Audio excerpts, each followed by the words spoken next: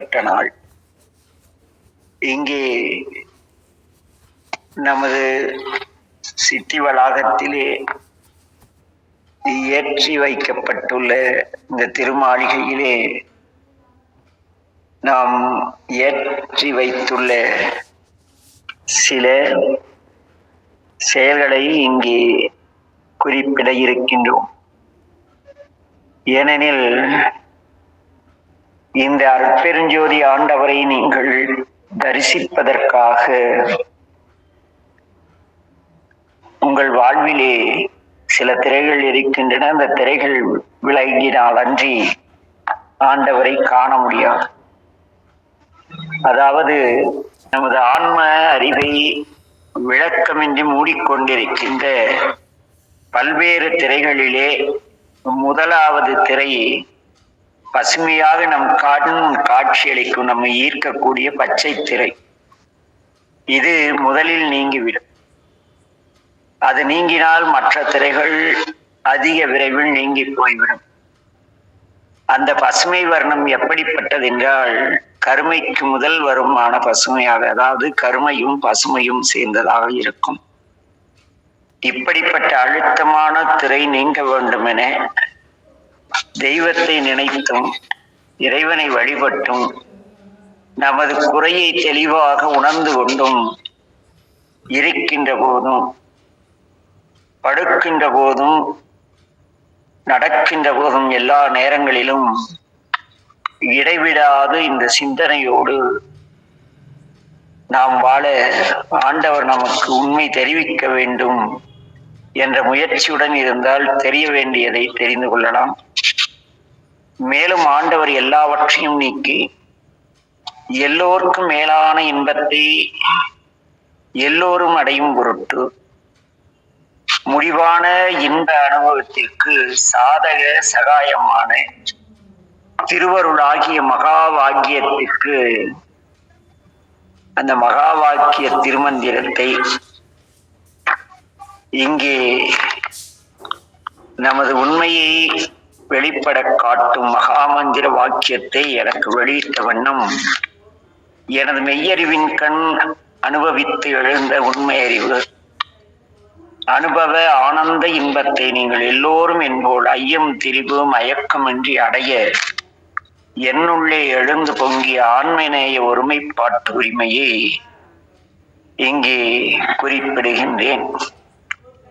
நமது ஆண்டவர் கட்டளையிட்டது என்னவெனில், நமக்கு முன் கருணையானதினாலே ஆண்டவர் முதற் சாதகமாக அருட்பெரும் ஜோதி அருட்பெரும் ஜோதி தனிப்பெரும் கருணை அருட்பெருஞ்சோதி என்று திருமந்திரத்தை வெளிப்படையாக எடுத்து அதை நாம் பயன்படுத்தி கொண்டிருக்கின்றோம்.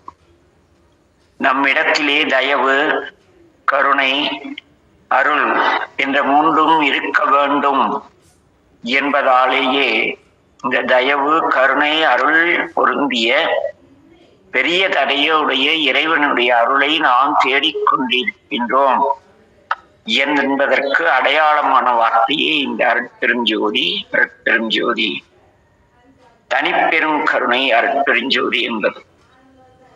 அதற்கடுத்து இங்கே ஏற்றப்பட்டுள்ள கொடி, அக்கொடி உண்மையில் யாதெனில் நமது நாபி முதல் புருவ மத்தியாக ஒரு நாடி இருக்கின்றது.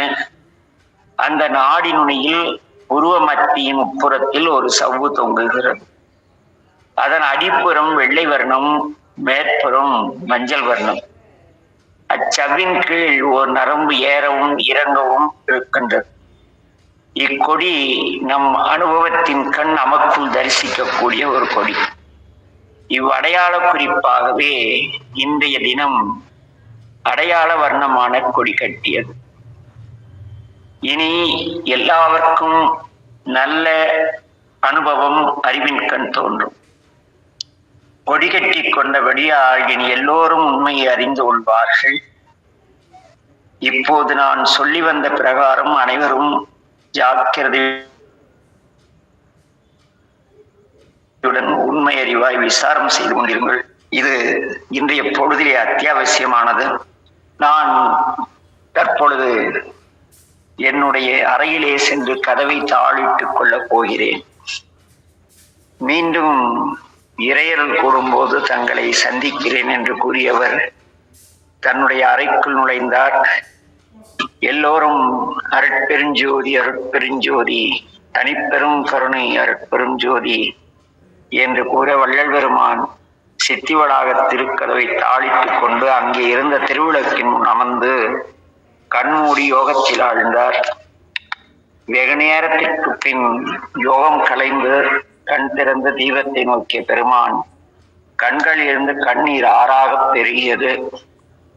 உடம்பு குலைய உள்ள முருக தீபத்தை பார்க்கும் வண்ணம் பெருமான் காற்றாளே புவியாளே ககனமதனாளே கனலாளே புனலாளே கதிராதியாளே கூற்றாளே பிணியாளே கொலை கருவியாளே கோளாளே பிற இயற்றும் கொடுஞ்செயல்களாலே வேற்றாழே எஞ்ஞான்றும் அழியாதே விளங்கும் மெய்யளிக்க வேண்டுகின்றேன் என்று பதற இறைவன் அதை அழைக்கிறார். உடன் விரைந்தளித்தான் எனக்கு ஏற்றாலே இழிவன நீர் நினையாதீர் உலகீர் எந்தை அருட்பெருஞ்சோதி இறைவனை சார்வீரே என்று ஒரு பதியத்தை எழுதிய வண்ணம் திருமாளிகையின் கதவை திறந்து கொண்டு வெளியே வருகிறார். அங்கிருந்த அன்பர்களை பார்த்து, அன்பர்களே, அருட்பெருஞ்சோதி ஆண்டவரின் நினைவாக என்னுடைய தனி அறையிலே இருந்த இந்த விளக்கை இங்கே கூடத்திலே வைக்கின்றேன். இதை தடைபடாது ஆராதியுங்கள். ஆண்டவர் இப்போது தீப முன்னிலையிலே எல்லோரும் உங்களுடைய காலத்தை வீணில் கழிக்காமல் நினைந்து நினைந்து என தொடங்கும் 28 பாடல்கள் அடங்கிய பதிகத்தின்படி தெய்வ பாவனை இந்த தீபத்தில் செய்யுங்கள். நான் இப்போது இந்த உடம்பில் இருக்கின்றேன். இனி எல்லா உடம்பிலும் புகுந்து கொள்வேன். இப்போது நான் என் அறைக்குள்ளே சென்று கதவை சாத்திவிடப் போகின்றேன் என்றார். அறைக்குள் சென்றார். கதவை தாளிட்டுக் கொண்டார்.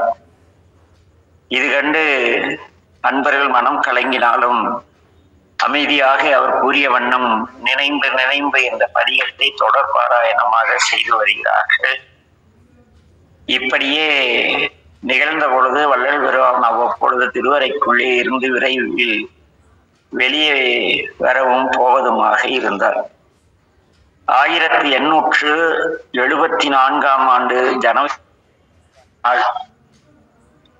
ஸ்ரீமுக ஆண்டு தைத்திங்கள் 19ஆம் நாள் அன்று தைப்பூச திருநாள் முன்னிரவு நேரம் வள்ளல் பெருமான் சித்தி வளாக கூடத்தில் அவருடைய அறைக்கதவை திறந்து கொண்டு வெளியே வருகிறார்.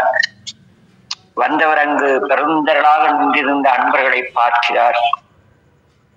பார்த்து, ஆண்மநேய ஒருமைப்பாட்டு உரிமையுடைய அன்பர்களே, கார்த்திகை மாதம் தொடங்கி இந்த 2 மாதங்காலமாக இந்த தீபத்தை ஆராதித்து வந்தீர்கள்.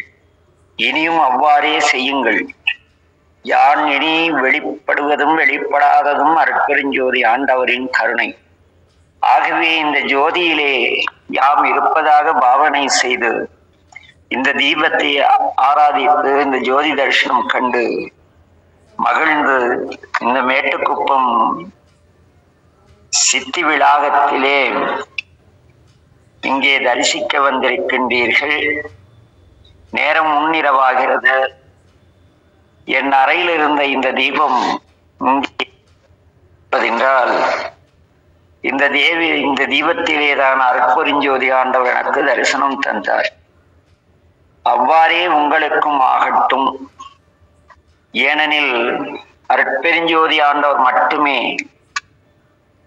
உண்மையானவர் என்பதை நமது சைவ திருமுறைகளும் அனைத்தும் பேசுகின்றன. மாசற்ற ஜோதி என்றும் மலர்ந்த மலர்ச்சுவர் என்றும் ஒளிவளர் விளக்கு என்றும் சோதியே சுடரே என்றும் திருமுறைகளிலே பல்வேறு பிரசங்கங்களிலே யாம் கூறும் பொழுது கேட்டிருப்பீர்கள். ஆகவே இந்த திருவிளக்கிலே என்னை ஆண்டு கொண்ட அருட்ஜோதி ஆண்டவர் இருக்கின்றார். அடியேனும் இங்கே உடலால் இல்லை என்றாலும் அந்த அருட்பெருஞ்சோதி ஆண்டவரின் உடன் இருப்பேன். ஆகவே இப்பொழுது நான் அறைக்குள் சென்று கதவை சாத்திவிட்டு இந்த உடம்பையும் மறைத்துக் கொள்ளப் போகிறேன். ஒரு கால் அரைக்கதவை திறந்து பார்க்க நேர்ந்து வந்து பார்த்தீர்களானால் யார் கண்களுக்கும் புலப்பட மாட்டேன். அப்போது இந்த திருமாளிகை வெறும் வீடாகத்தான் இருக்கும்படி ஆண்டவர் செய்விப்பார். என்னை காட்டிக்கொள்ளார். இனி நீங்கள் எல்லோரும் இதுவரையில் நான் கூறி வந்தபடி நடந்து அருட்பெருஞ்சோதி ஆண்டவராகிய அன்புடிவான இறைவுக்கு அன்பு கருணை அறிவாகிய ஆண்டவரை வழிபட்டு ஓய்வடையுங்கள். இப்பொழுது நான் அறைக்குள் சென்று திருக்கதவை தாளிட்டுக் கொள்ளப் போகிறேன் என்ற வண்ணம் உள்ளே நுழைந்தார். அங்கிருந்து ஒரு குரல் கேட்கின்றது. பெற்றேன் என்றும் இரவாமை வேதம் தவிர்ந்தே இறைவன் என உற்றே கலந்தான். நான் அவனை உற்றே கலந்தேன் ஒன்றானோம். இயற்றே அடியேன் செய்ததவம் யாரே புரிந்தார் இன்னமுதும். துற்றே உலகீர் நீ விரிலாம் வாழ்க வாழ்க நுனியற்றே. அருட்பெரும் ஜோதி அருட்பெரும் ஜோதி. இறுதியாக அந்த குரல் கேட்கிறது. வெளியே இருந்த எல்லோரும் அருட்பெரும் ஜோதி அருட்பெரும் ஜோதி தனிப்பெரும் கருணை அருட்பெரும் ஜோதி என்று அமைகிறார்கள். இங்கே வள்ளல் பெருமான் கூறிய வண்ணம் பெருமான் இங்கே அந்த ஜோதியிலும் இருக்கின்றார், காட்சியிலும் இருக்கின்றார். ஏனெனில் இந்த ஜோதி எனக்கு அருட்பெருஞ்சோதி ஆண்டவர் காட்சி கொடுத்த ஜோதி. அவரை தரிசித்த வண்ணம் நான் இங்கு இருக்கின்றேன் என்பது வள்ளலார் வாக்கு. அவ்வழியிலே ஒரு தீபம் எரிய வேண்டுமானால் அங்கே காற்று அவசியமானது. அந்த அருட்பெருஞ்சோதி ஆண்டவருடைய ஒளி வீச்சம் உலகெங்கும் பரவ நம் வள்ளல் பெருமான் அங்கே காற்றாக இருப்பதோடு ஒரு தீ எல்லா உயிர்களுக்குள்ளும் நுழைய முடியாது. ஆனால் காற்று எல்லோருக்குள்ளும் நுழைந்து வெளியே வருகிறது. அவ்வண்ணம் வள்ளல் பெருமான் நம் அனைவரோடும் கலந்திருந்து நமக்கும் பிறவா நிலையை, ஏனெனில் இரவா நிலை வர வேண்டும், மரணமில்லா பெருவாழ்வு வேண்டும் என்றால் பிறவா நிலை வேண்டும்.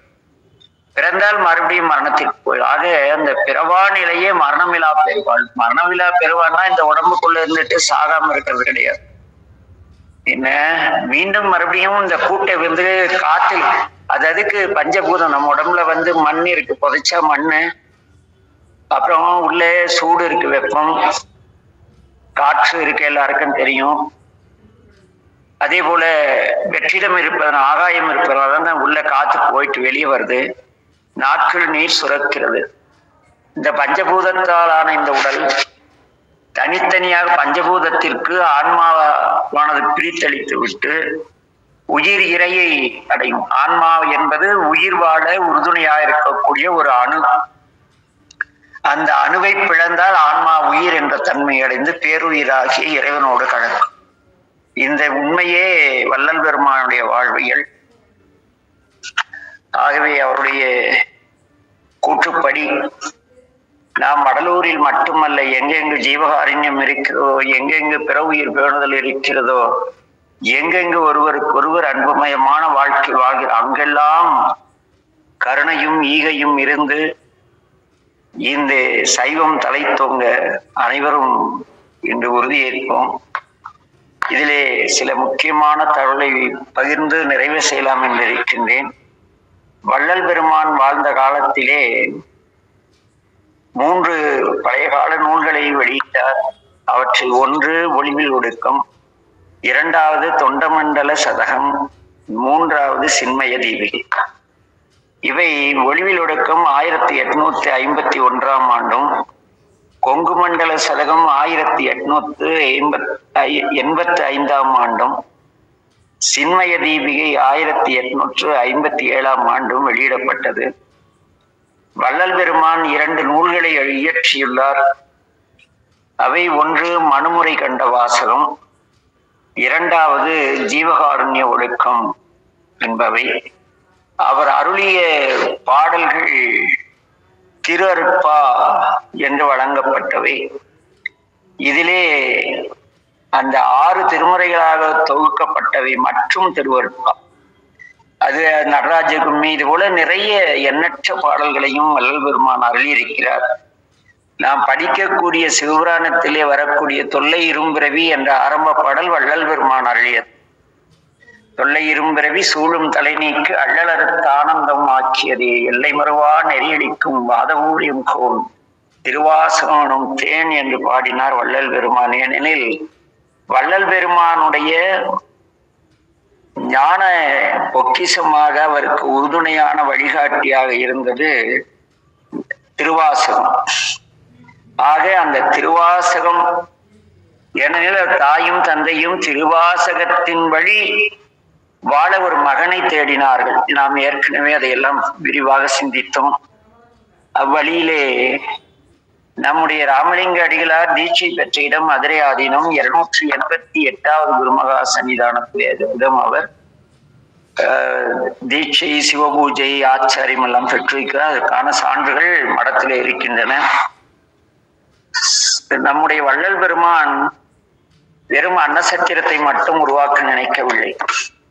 எல்லா மனிதர்களும் எல்லா உயிரிடத்தும் அன்பு காட்டி எல்லோரும் பாகுபாடற்ற அன்போடு வாழ நிர்வாக சன்மார்க்க சங்கத்தை நிறுவினார். இது 1865. 1867 சத்திய தர்மசாலை உண்டாக்கினார். 1870 சித்தி வளாகம், 1872 சத்தியஞான சபை. இதெல்லாம் அவர் நிறுவிய ஸ்தாபனங்கள். ஆனால் அவர் நிறுவ திட்டமிட்டது ஒரு மிகப்பெரிய பொது வைத்தியசாலை, ஜிப்மருக்கு இணையான ஒரு மிகப்பெரிய ஒரு இலவச வைத்தியசாலை. அங்கு ஆங்கில வழி, இயற்கை வழி மற்றும் எல்லாம் அங்கே சிறந்திருக்க வேண்டும் என்று ஆசைப்பட்டார். இன்று வரை அது நடந்ததாக தெரியவில்லை. ஏனெனில் வள்ளல் பெருமானே 485 மூலிகைகள் இன்னென்ன நோயை குணமாக்கும் என்ற அட்டவணை எல்லாம் வெளியிட்டிருக்கிறார். அடுத்தது சாஸ்திர சாலை, அதாவது பல்கலைக்கழகம், அதுவும் இன்று வரை நடக்கவில்லை. உபகார சாலை, இயலாதவர்களுக்கு, வறுமையில் உள்ளவர்களுக்கு தொழில் வாய்ப்பு முறைகளை ஏற்படுத்தி அவருடைய வாழ்வியலை சிறப்படைய செய்வதற்கான தொழிற்கல்வி கூடங்கள் மற்றும் வாழ்வியலை கற்றுக் கொடுக்கக்கூடிய உபகார சாலை, அதுவும் இன்று வரை யாரும் முயற்சி செய்யவில்லை. அடுத்து விருத்தி சாலை, இந்த நம்முடைய திருமுறைகள், வேதங்கள் மற்றும் அனைத்தில் உள்ள இந்த உலகமெங்கும் உள்ள ஞான நூட்களை கொண்டு வந்து அவற்றையெல்லாம் நம் மக்கள் பயின்று நம்முடைய சமயத்தின் மேன்மையையும் நம்முடைய ஞான நூட்களையும் சிறப்பையும் ஆய்வு செய்ய வேண்டும் என்று நினைத்தார். அதுவும் இன்று வரை நடக்கவில்லை. அடுத்ததாக உபாசனா சாலை, தினந்தோறும் வாழ்வியல் தத்துவங்கள் மற்றும் ஆன்மீக தத்துவங்களை புரிந்து விளக்கக்கூடிய ஒரு டிஸ்கஷன் சென்டர், அதாவது கேள்வி பதில் அளிக்கும் கருத்தரங்கத்தை நிரந்தரமாக நடத்த நினைத்தார். அதுவும் இன்று வரை நடக்கவில்லை. அடுத்து யோக சாலை. யோகத்திலே 2 உண்டு. இன்று வாழும் துறவிகள் சொல்வது உடல் சார்ந்த யோகம். உனக்கு இந்த நோவு வராது, அந்த நோவு வராது. ஒரு தாத்தா சொன்னாரு, எங்க யோகா செஞ்சா ஹார்ட் அட்டாக்கே வராதுன்னாரு. அவரே கடைசியில் கோயம்புத்தூர்ல ஹார்ட் அட்டாக்ல செத்து போயிட்டார். அந்த யோகத்தை எல்லாம் வள்ளல் பெருமான் நிறுவச் சொல்லவில்லை. சிவயோகம் என்று ஒன்று உண்டு. அன்பு வழியிலே நீங்கள் எல்லாருக்கும் பாகுபாட்டற்ற அன்போடு நெறி நின்று உங்களை உயர்த்தி கொள்ளக்கூடிய, அதாவது சைவ சமயத்தின் 5 கடமைகளை கடைபிடித்து அதனால் சிவயோக நிலையிலே நமக்குள் இருக்கும் இறைவனை அறியக்கூடிய பயிற்சி தரக்கூடிய சாலை. அதுவும் இன்னும் அப்படி ஒரு இந்த தகவலே அங்கு காணவில்லை. இத்தனை நிறுவன் நினைத்தார் என்பதே. அடுத்து விவகார சாலை.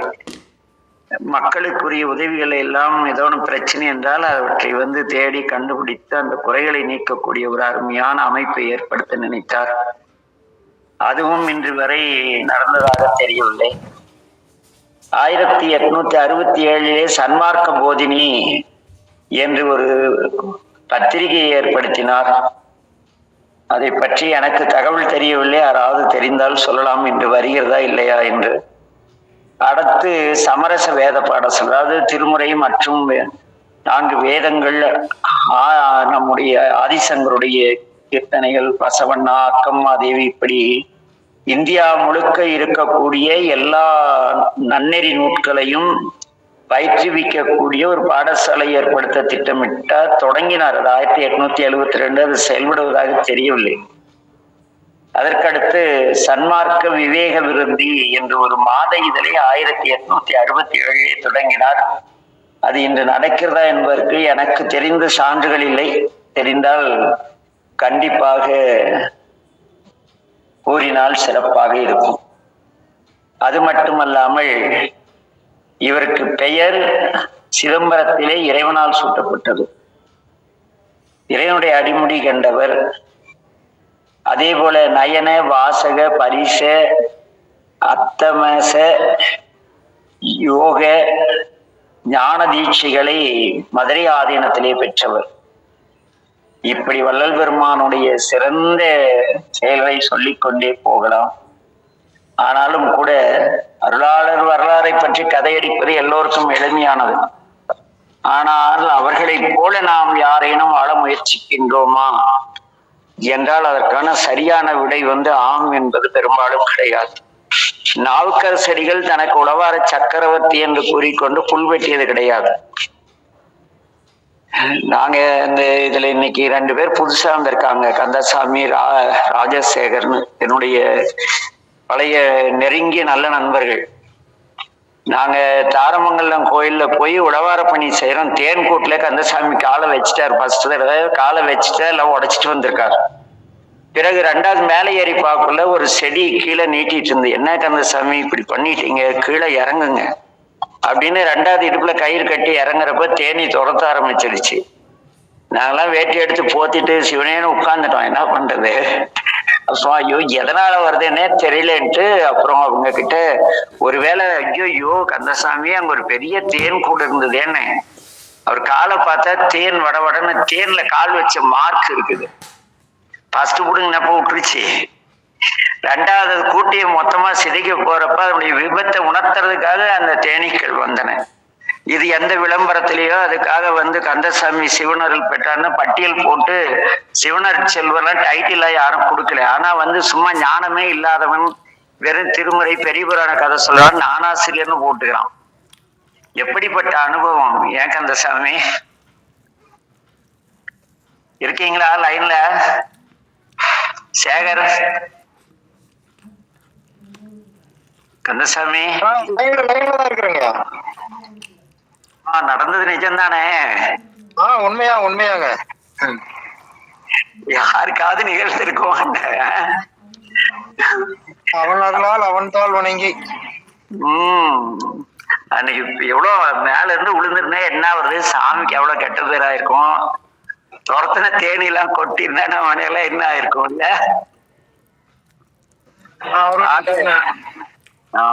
அதுபோல உண்மையா பணி செய்யும் அன்பர்கள் எங்கேயோ அமைதியா பணி செஞ்சுட்டு போயிட்டே இருக்காங்க. ஆனா இதை வைத்து வியாபாரம் பண்ண நினைக்கிறவங்க பெரிய அளவு அந்த அறக்கட்டளை இந்த அறக்கட்டளைன்னு சொல்லி முட்டாள் சைவர்களை ஏமாத்தி, ஏன் முட்டாள்கள்னா, நான் சுப்பிரமணியா கிட்ட இருந்து ஒரு 1000 ரூபாய் திருப்பணிக்குன்னு வாங்குறேன்னு வைங்களேன், சுப்பிரமணிய ஐயா என்ன கேள்வி கேட்கணும், என்ன சொக்கரையா நீங்க இவ்வளவு பணம் வாங்குனீங்களே, எத்தனை கோயில் திருப்பணி பண்ணீங்க, எத்தனை லட்சம் கேட்கணும். ஆனா இவங்க புத்திசாலித்தனமா கேள்வி கேட்டா குரு சாபம் வந்துரும்ட்டானுங்க. வந்துட்டு போகுது.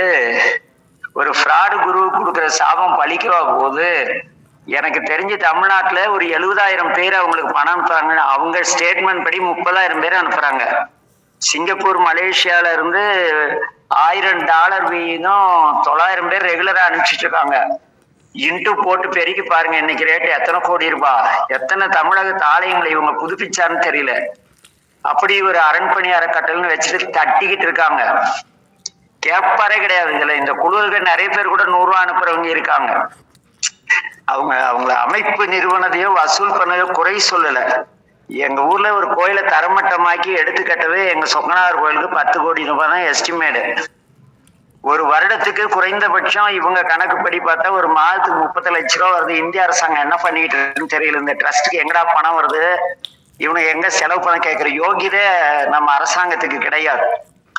அரசாங்கத்துக்கு கிடையாதுங்கிறத விட இந்த பணம் கொடுக்குற முட்டாள்கள் இருக்கானுங்களே 100 ரூபா, அவனுங்களுக்கு சுத்தமா கிடையாது. கேட்டாதானே செயல் செய்வாங்க. ஐயோ பணம் அனுப்புறவன் கேள்வி கேட்பானா, அவன் ஏமாத்த மாட்டான், செயல் செய்வான். இங்க அவங்களை குறை கூறுவது நோக்கம் கிடையாது. அவங்க எங்கெங்க எத்தனை கோடி ரூபாயில, எத்தனை லட்சம் ரூபாயில, எத்தனை ப்ராஜெக்ட் எடுத்து எத்தனை பழைய ஆலயங்களை புதுப்பித்திருக்கிறார்கள் என்ற கேள்வியை கேட்கணும் பணம் கொடுக்கறவங்க. சும்மா கேட்கறவன்லாம் பணத்தை தூக்கி விட்டு சிவன் நான் செஞ்ச பாவம் எல்லாம் அந்த கோயில் கட்டுனதுல போச்சுன்னா பெரிய பாவம் தான் பற்றும். உனக்கு தவறு செய்ய தூண்டியதை விட பெரிய பாவம் எதுவும் கிடையாது. எதுக்கு இங்க சொல்றேன்னா, வள்ளல் பெருமான் அவ்வளவு பெரியவர், அவ்வளவு செய்தார். கட்டமைப்பு உருவாக்கினார். அவரு கூட இந்த அளவு தங்களை திருவாசகம் படித்து வல்ல மணிவாசகரை போல ஒரு வழிவானவர் நம்ம, அதாவது ஜோதியை தரிசித்து காற்றோடு கரைந்த அந்த கனகசபைக்குள்ள போறார் மணிவாசகர், காணோம். அதுதான் வரலாறு. வள்ளல் பெருமான் கதவை சாத்திட்டார், காணோம். திருவாசகம் படித்து மணிவாசனில் அடைந்த மணிவாசகரே தன்னை திருவாசக சித்தர்னு சொல்லிக்கல. ஒரு டுபாக்கூர் திருக்கழுக்குன்றத்துல இருந்துட்டு திருவாசக சித்தருங்குது.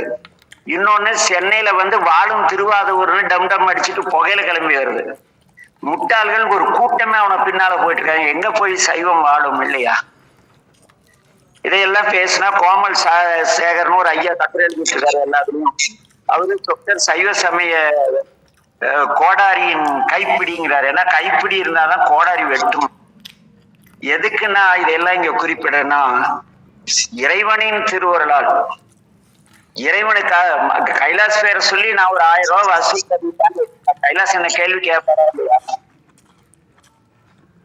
அதுபோல கொடுப்பவரை கேள்வி கேட்டால் மட்டுமே நாடு மக்களும் சைவமும் வாழும். ஆக எல்லோரும் இந்த காரணம் பற்றி தான் சொல்றேன். ஏன்னா இந்த சைவ சித்தாந்த வகுப்பு எடுக்கிறதுக்கு நல்ல பணம் உண்டு. ஒரு வகுப்புக்கு 1500 ரூபாய். இந்த பணத்துக்காக நிறைய பேர் சித்தாந்தம் சொல்லிட்டு இருக்காங்க.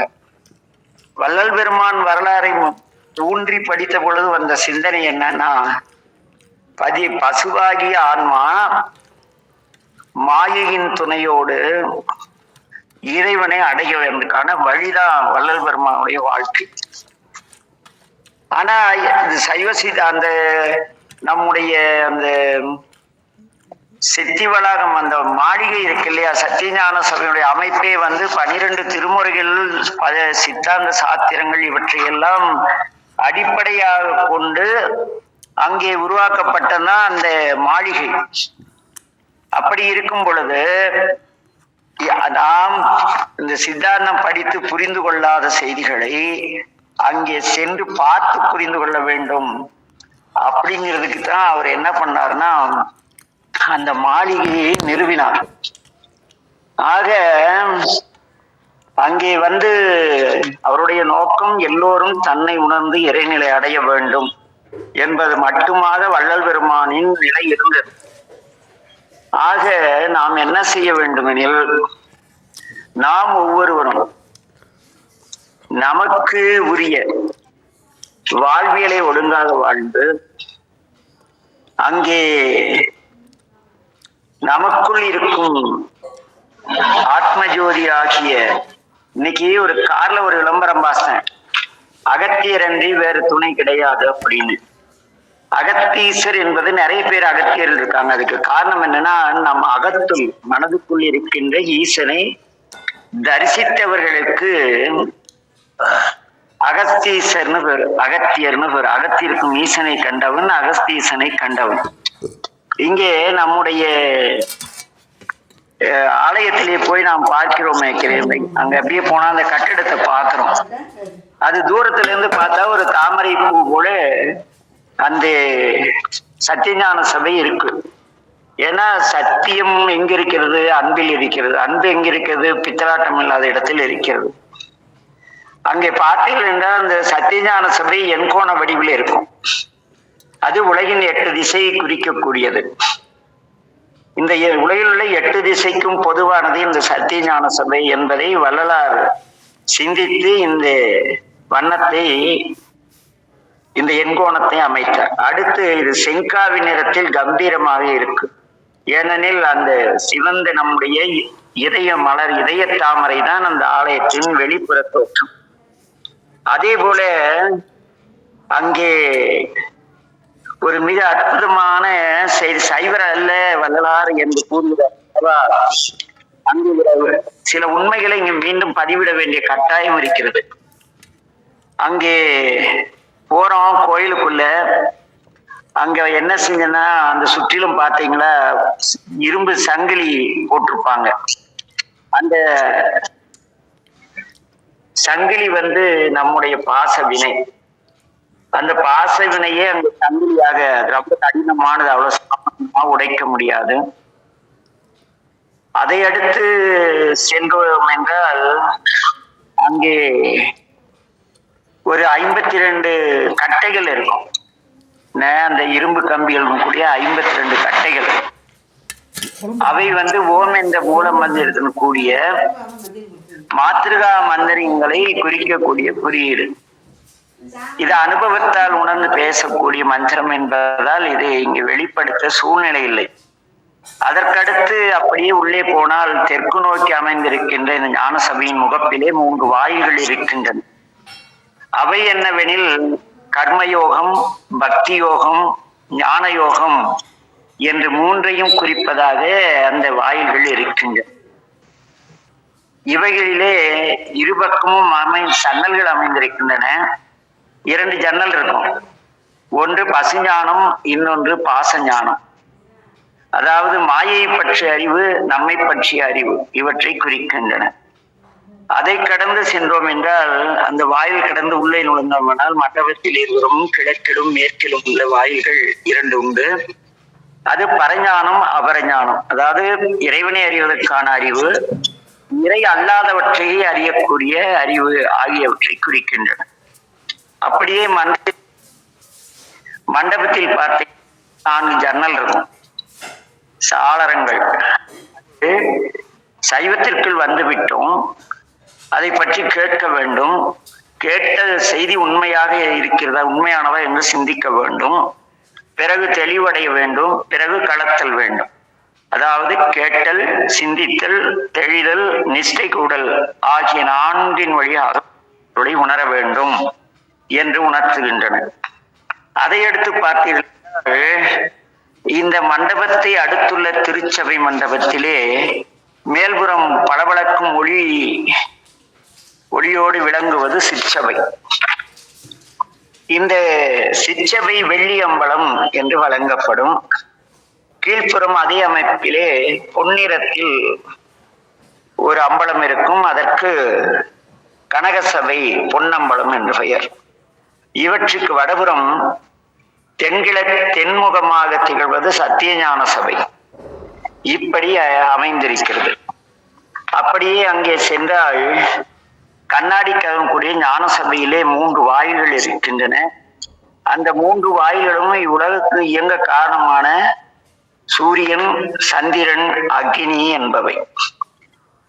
இதை எட்டி பிடிக்க அமைந்துள்ள படிகள் 5. அது நமச்சிவாய என்ற 5 எழுத்து.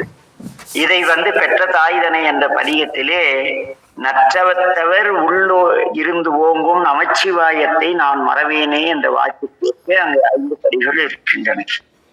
அதை கடந்து சென்றோமானால் அங்கே அவையின் பிரகாரத்தில் 14 சலாரங்கள் இருக்கின்றன.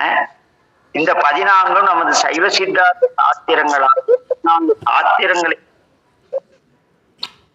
அதற்கு சபையின் உள்ளமைப்பை பாருங்கள். அங்கு ஒரு விசித்திரம் இருக்கும். அதில் அமைந்துள்ள 12 தூண்கள் இருக்கின்றன. இது மெய்கண்டார் அழியுள்ள சிவஞான போதத்தின் 12 சூத்திரங்கள்.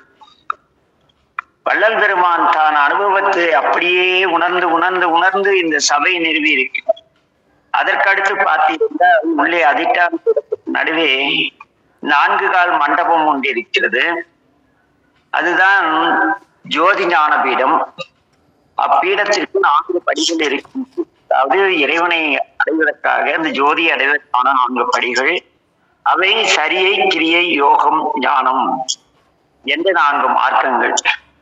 அப்படியே அதன் மீது ஏறி சென்றால் அருட்பெரும் ஜோதி சமீபத்தில் சென்று விடலாம். இந்த ஜோதி ஞானபீடத்தின் மீதும் 4 தூண்கள் இருக்கின்றன. அவை நீங்கள் ஞானம் அடைந்த பிறகு ஞானத்தில் சரி, அதாவது சிந்திக்க வேண்டும், ஞானத்தில் செயல் செய்ய வேண்டும், ஞானத்தில் யோகம் செய்ய வேண்டும், ஞானத்தில் ஞானத்தை அடைய வேண்டும். இவை குறிப்பதற்காக அந்த 4 தூண்களும் ஞானத்தில் சரியை, ஞானத்தில் கிரியை, ஞானத்தில் யோகம், ஞானத்தில் ஞானம் என்று 4 பாதங்களாக இருக்கு. அதன் வடதிசையிலே இருக்கும் ஓங்கார வளைவு நடுவில் உள்ள ஞான வெளியிலே அருட்பெருஞ்சோதி ஆண்டவன் விளங்குவதை காணலாம். அங்கே ஓம் என்ற பிரணவத்தை எல்லா கடலுக்கு சென்றாலும் ஓம் வரும், காத முடித்து உள்ள பார்த்தாலும் ஓம் என்ற ஓசை நம்முடைய இதயத்தில் ஒலித்துக் கொண்டிருக்கும். அவற்றை இந்த இவற்றையெல்லாம் ஆய்வு செய்தால் அடையலாம். ஆக அது அந்த இவையெல்லாம் படிநிலைகள். அந்த ஓம் என்ற பிரணவத்தில் உள்ளே நுழைந்து இறைவனை நாம் தரிசிப்பதற்கு காண ஒட்டாமல் மாயா சக்திகள் 7. நீங்கள் ஒரு சாதாரண பெரியாண்டிச்சி கோயில், ஒரு முனிப்பன் கோயில், எந்த கோயில் போனாலும் தமிழ்நாட்டுல சப்தமாதாக்கள்னு 7 பேர் இருப்பாங்க.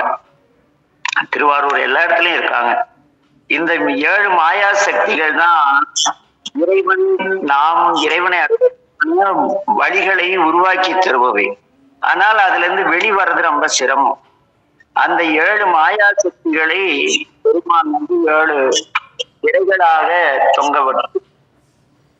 அந்த திரைகள் 7 வண்ணங்கள் கொண்ட. இதிலே அந்த 7 திரைகள் ஆவன மாயாசக்தி, கிரியாசக்தி, பராசக்தி, இச்சாசக்தி, ஞானசக்தி, ஆதிசக்தி, அவை ஒவ்வொன்றிற்கும் ஒரு நிறம் கொடுத்து அதெல்லாம் விலகும் பொழுது நாம் அந்த அதனால் அறிவும் நீங்கும் பொழுது நாம் இறைவனை அடையலாம் என்ற தத்துவத்தை ஒரு அற்புதமான சைவத்தின் வாழ்வியல் முறையை சத்தியஞான சபையிலே அமைத்து சென்றார் வள்ளல் பெருமான். நாம் அங்கே உள்ளே நுழையும் போதே புலை கொலை தவிர்த்துகள் உள்ளே நுழையும்னு போட்டுப்பாங்க. இன்னைக்கு நாய் பேயெல்லாம் உள்ள போயிட்டு இருக்குது. என்ன நாவினால் கொள்ளுதல் கூட கொலைதான். ஆக நாமேனும் நெறி நின்று சத்தியஞான சபையிலே நுழைந்து இறைவனை வழிபட இந்த பிறவியோடு நம் பிறவியிலே நாம் செய்த நல்வினை தீவனைகள் எல்லாம் இறைச்சோதி அருட்பெருஞ்சோதியில் கலந்து திருவருள் பெற்று இந்த ஆன்மாக்கள் உய திருவருளை சிந்தித்து எல்லாமல்ல என் தந்தை மேட்டூர் மீனாட்சி சொக்கரா பெருமானின் பேரொருளை வேண்டி இன்றோடு அருட்பிரகாச வள்ளலார் திருவருட்பிரகாச வள்ளல் பெருமானின் வாழ்வியலும் அவர் உருவாக்கிய அந்த அற்புதமான சத்தியஞான சபை, சித்தி வளாகம் இவற்றை பற்றிய சிந்தனைகளையும் நிறைவு செய்கிறோம். அந்த சத்தியஞான சபையில் இருக்கக்கூடிய அந்த கட்டட அமைப்பை பற்றி ஏன் கடைசியாக சொன்னேன் என்றால், அதை நீங்கள் மனதில் உள்வாங்கி நாளை முதல் நடக்கக்கூடிய அந்த நம்முடைய சைவ சித்தாந்தத்தின் அந்த பள்ளிக்குள் செல்லும் பொழுது அங்கிருக்கும் எது எதுன்னு அப்படியே கம்பாரிசன் பண்ண கொஞ்சம் எளிமையா இருக்கும். அதுக்குதான் சொல்லியிருக்கு. எல்லோருக்கும் திருவருள் உண்டாகட்டும். நமச்சிவாய வாழ்க. எல்லா உயிர்களும் இன்புற்று வாழ்க.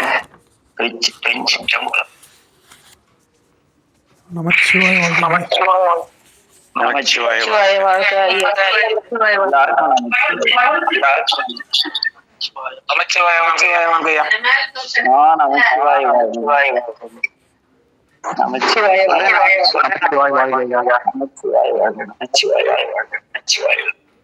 சுப்பிரமணிய சொல்ல வரும். ஆமாங்க, அருமையான ஒரு முடிவு கொண்டு வந்துட்டீங்க. அதுக்கு பாய்த்தால் போல் இந்த கண்காணிப்பு அப்படிங்கிறது இல்லாததுனாலதான் இவ்வளவு பிரச்சனை வருது. கண்காணிப்பு தேவை, நீங்க எல்லாம் கேளுங்கன்னு சொன்னது நான் எங்களுக்கு கிட்ட கட்டளையா நான் எடுத்துக்கிறையா. அது நம்ம எங்க எது பண்ணாலும் நம்ம கேட்கணுங்கிற ஒரு உணர்வு உண்டாக்கி இருக்கிறீங்க பாருங்க. சைவநெறி காவலர் அப்படிங்கறத அது கடைசியில அதை கொண்டாந்து அங்க கொண்டாந்து நிறுத்தி விட்டீங்க. அதாவது டிஜிபி ஆகிட்டீங்க நீங்க. நம்ம அப்படி சொல்ல வேண்டாங்க. அந்த அந்த அந்த கடமையை நீங்க உணர்த்திட்டீங்க. நீங்க இது பண்றதை விட கேளுங்கன்னு சொல்றீங்கல்ல, அது பெரிய விஷயங்க.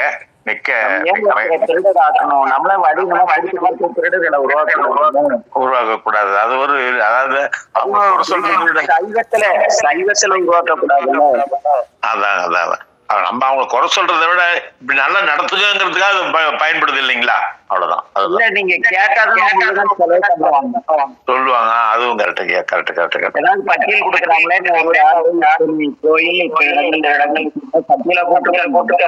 இல்ல 5 வருஷமா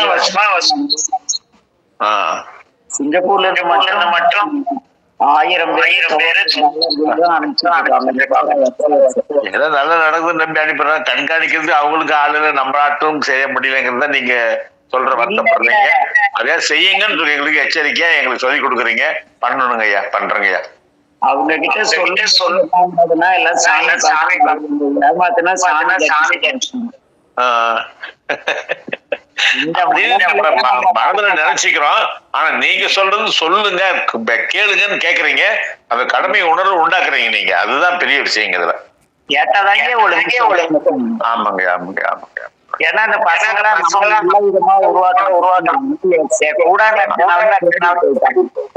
ஆமாங்கய்யா. அதனால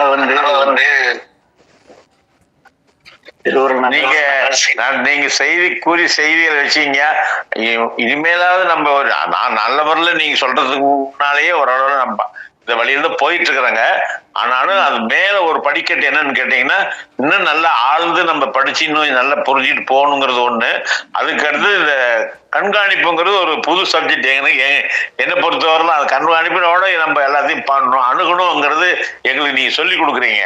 அது மிக மிக நல்லா இருக்குதுங்க. அதனால அவருடைய கோட்பாடுகள் மற்றவங்களை பத்தி நம்ம கவலைப்பட வேண்டாங்க. நாம பின்பற்றுவோம், நம்ம பின்பற்றுவோம். அதை வச்சு நம்ம பயனடைவோம். அவ்வளவுதானே. ஆமாங்க. இப்ப இதெல்லாம் வச்சுட்டாங்க. ஒரு தரம் போய் நாங்க முன்ன உள்ளுக்குள்ள போனது இல்லைங்க. வெளியே போய் ஒரு ரோட்லயே சுத்திட்டு வர்றோம். நீங்க சொன்ன கடைசியா இன்னைக்கு ஒரு முடிவு கொடுத்தீங்க பாத்தீங்களா, அந்த கலைக்கு அதை போய் ஒன்னும் கூட்டம் இல்லாத நேரத்தை அந்த மாசத்துல ஒரு தான் நடத்துறோம். அந்த மாதிரி போய் யாராவது தெரிஞ்சவங்க கூட்டிட்டு போய் பார்க்கணும்னு ஒரு ஆவல் எனக்கு உண்டாகி இருக்குதுங்க. நான் பார்த்துட்டு மறுபடியும் உங்களுக்கு சொல்றேன். இது அப்படியே எந்த அளவுக்கு என்னால உணர முடியுதுங்க உங்களுக்கு சொல்றேங்க. நான் உள்ள போய் பார்த்துட்டு வந்துட்டு சபைக்குள்ள போயிட்டு அந்த தூண்கள், சாளரங்கள், படிக்கட்டுக்கள் எல்லாம் நீங்க சொல்றீங்க இல்லைங்களா, இது ஒவ்வொன்றையும் புரிஞ்சுட்டு உங்ககிட்ட நான் பேசுறேங்க மறுபடியும். சரி. மிகவே அதாவது போற வர்றங்கிறது உள்ளுக்குள்ள இவ்வளவு விஷயம் இருக்கிறது நீங்க சொன்ன பிறகு தெரியுதுங்க. ஒண்ணு, இந்த சைவ சித்தாந்தத்தின் அடிப்படையில் தான் சொன்ன சைவ சித்தாந்தம் தான் வள்ளலார் அவர் உணர்ந்ததை அப்படியே இறைவன் அவருக்கு உணர்ச்சது அப்படியே அவர் கட்டி வச்சிருக்கிறார் அப்படிங்கிறத மிக மிக இன்னைக்கு மறுபடியும் அழுத்தம் திருத்தம் உங்களுக்கு சொல்லியிருக்கீங்க. அதை அப்படியே போய் கூடிய விரைவில் ஒரு தெரிஞ்சவங்களை கூட்டிட்டு போய் உள்ள உட்காந்து பார்க்கணும்னு ஒரு மிக ஆவல் உண்டாகி இருக்குதுங்க. நான் பார்த்துட்டு உங்ககிட்ட பேசுறேங்க. அதே மாதிரி நான் பின்பற்றுகிறேன். நீங்க கொடுத்த இந்த கொள்கை அடிப்படையில